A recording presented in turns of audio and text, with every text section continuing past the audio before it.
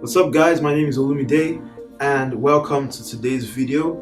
I'm going to teach you guys everything you need to know about buying your first home in Canada. Now, buying your first home in Canada can be a very stressful process if you don't know exactly where to look, what to do, and the steps to take.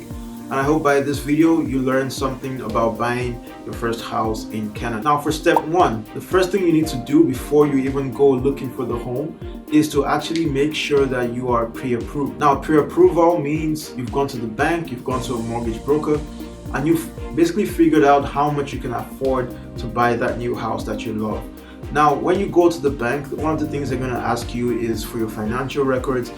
They're going to want to know what your credit score is, because these actually affect how much you can borrow and if you will get approved by the bank. Now, your credit score is actually very important in buying your first house, because basically your credit score is something that lets the banks know if you're a reliable person financially.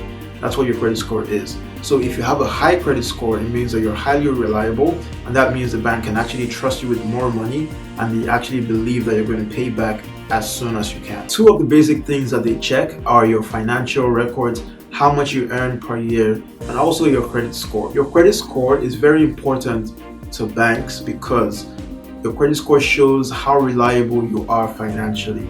Now, if your credit score is high, it means you're very reliable and the banks are willing to give you more money because they know and they trust that you're able to pay back that money.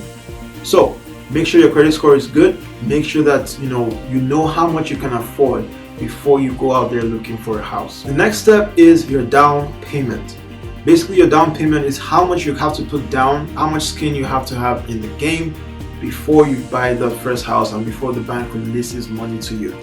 Now in Canada, it ranges all the way from 5% all the way to 20%.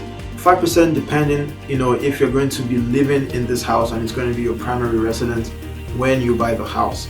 And usually anywhere from 20% or even higher if it's going to be an investment property. So yeah, you figure out how much you're going to be putting down for this house and make sure that you have that money saved up before you go out there looking for a home. For example, let's say you buy a house that's $400,000. The 5% deposit would be $20,000, and let's say you want to factor in closing costs and other fees that you're going to have to pay when you're buying this house.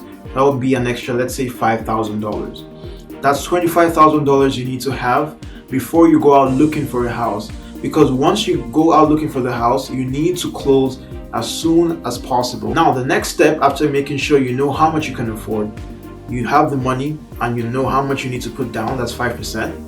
The next thing you need to do is call the home search. Now at this stage, you talk to your local realtor, your agent, and just ask them, what's in the market, this is what I'm looking for. I want, 4 bedrooms, 3 bedrooms, I want 2 garages, I want a pool, and then you let them know what your budget is.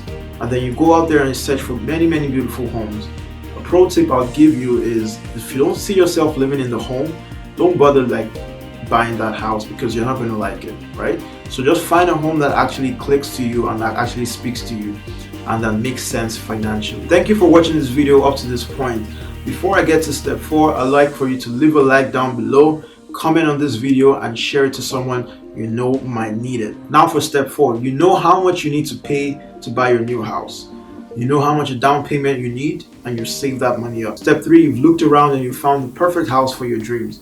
Now the 4th step is to actually put in an offer on the house. Now your offer basically means that I want this house for this price. These are my conditions. Now the conditions on the home basically mean, okay, let's say for instance, this home is conditional on me getting financing for this house. So I want to make sure that I can actually get my financing before I pay for the house. Another condition you can have on a home is, for instance, you want to make sure that all the materials, all the appliances are in good and working condition when you actually close on the house. I'll give you a pro tip for this market.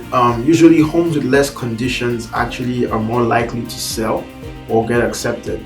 So make sure that all the conditions you would already put in a regular offer are already completed on your end before you actually put in that first offer. You have figured out your approval, you've made sure that you have the down payment and you know how much you have to put down on the home, you search for the house that you need, and now you have put in an offer. And now this offer comes back and is accepted. What do you do next? The next thing you need to do is basically go to the house, check it out, make sure that everything that you asked for or everything that you agreed upon is actually in place. And then you just send in the fulfillment of conditions to the sellers and they sign, and everybody signs, and then voila, the home is actually yours. Before we end this video, I'd like to leave this with you guys. Buying your house is one of the best financial decisions you can make as long as you buy right. Thank you, and see you in the next video.